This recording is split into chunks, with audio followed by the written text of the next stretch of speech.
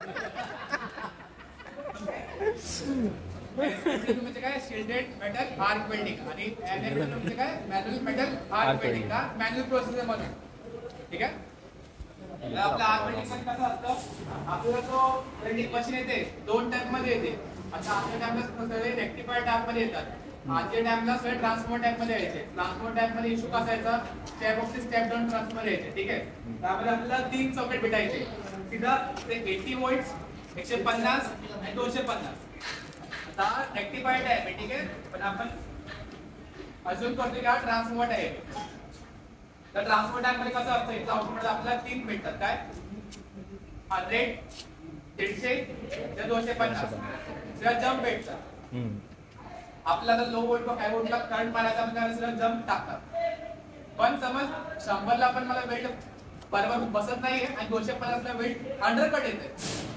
Undercut म्हणजे welding जास्त deep चालली, तर मला मधली रेंज पाहिजे, मला कंट्रोल करायला भेटत नाहीये. ठीक आहे.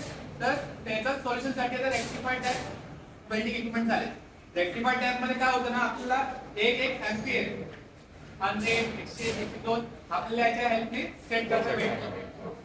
काही दिवसांनी रेक्टिफायरचा आपण सिंगल एम्पियर पण कंट्रोल करू शकतो. ठीक आहे. कळले एवढं? हो. त्याच्यामध्ये कसं असतं, पॉझिटिव्हला आपला काय असतो, होल्डर. नेगेटिव्हला काय असतो आपला अर्थिंग जॉब. त्याच्यामध्ये आपण हे असं पकडतो आणि आपला काय याला आपण इलेक्ट्रोड बोलतो.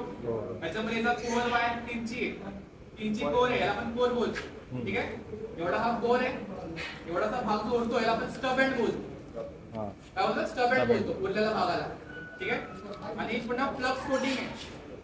जेव्हा आपण वेल्ड करतो तेव्हा काय होतं, इंटरनल मेटल प्रोटेक्शन साठी फ्लक्स यूज होतो. ठीक आहे. आता जेव्हा वेल्डिंग होणार तेव्हा तुम्ही बघा, वेल्डिंग झाल्यानंतर वरती एक काळा काळाचा लेअर येणार, त्याला आम्ही स्लॅग बोलतो. ठीक आहे. ते कोट असते, वेल्डिंग झाल्यानंतर बाहेर निघते किंवा आपल्याला वायर ब्रशनी किंवा तिला सेटिंग हॅमरना काढावं लागतं. ठीक आहे. त्याच्यामध्ये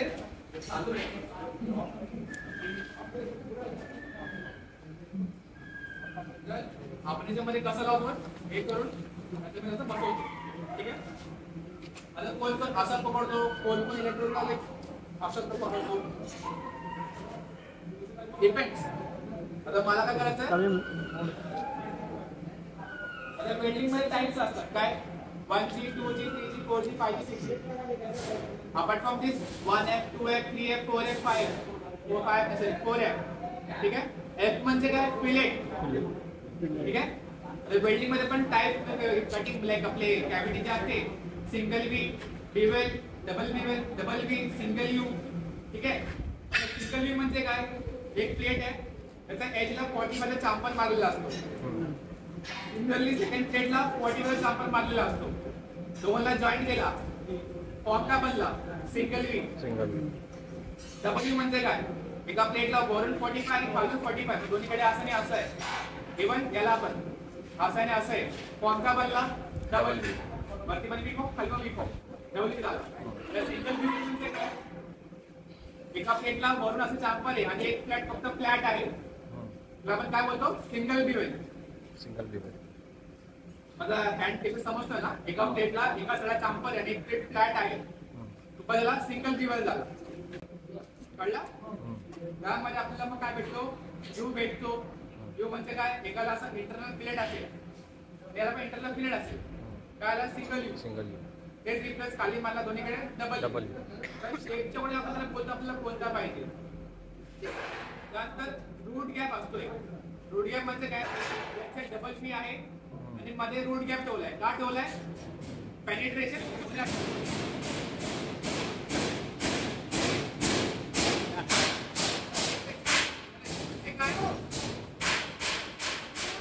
पेनिट्रेशन म्हणजे काय, माझी वेल्डिंग रॉड जी आहे प्रॉपर डिपॉझिट झाली पाहिजे. का आफ्टर वेल्डिंग जे इन्स्पेक्टर असतात ते काय टेस्ट करतात, क्यूटी टेस्ट करतात. त्यामध्ये आतमध्ये क्रॅक आहे का, फ्लोअर्स आहे का, पोरोसिटी आले का, हे सगळं ते चेक करतात. एवढं अंडरस्टूड आहे? काय डाऊट आहे का? ठीक आहे. त्याच्यामध्ये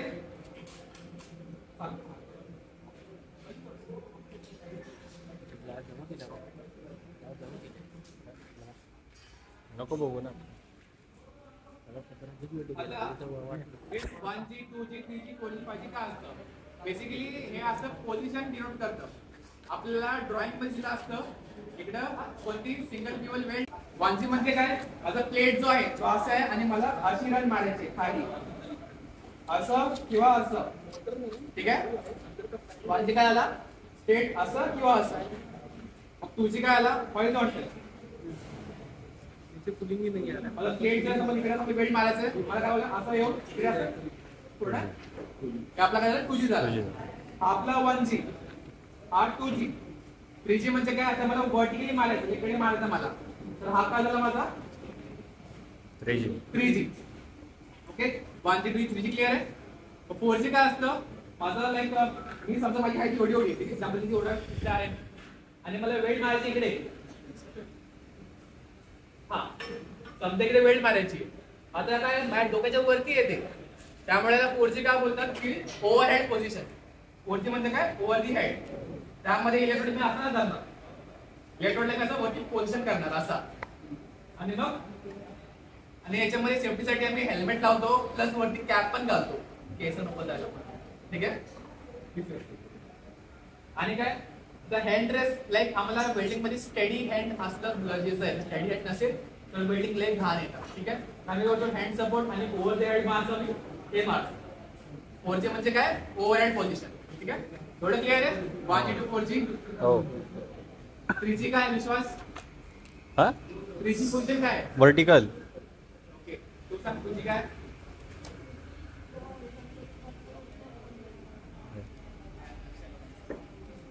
आता समजा 45 डिग्रीला इकडे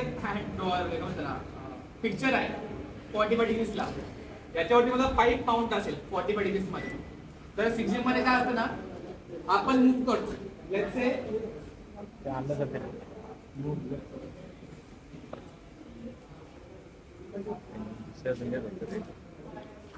अजून करा आता पाईप 45 डिग्री लागलेला आहे तर आम्ही काय करतो त्याला हे मधला गॅप घेत करून त्याला सेट करतो मध्ये गॅप पुरेल ठीक आहे त्यानंतर 6G मध्ये याला वेल्ड करायच्या आम्ही टिक वेल्ड मारतो टिक वेल्ड मध्ये आपण त्याला फुल प्रॉपर जॉईंट मारतो चूज करतो त्यानंतर त्याच्या ना कॅप लावली असा रन चालू केला मग असा होत होत पूर्ण असा म्हणजे अगेन पूर्ण मीच मूव्ह होणार आहे पाईप अजिबात मूव्ह होणार नाही मला त्या आजूबाजूला फिरायचं आहे त्याला आपण काय बोलतो 6G पोझिशन क्लिअर आहे काय डाऊट नो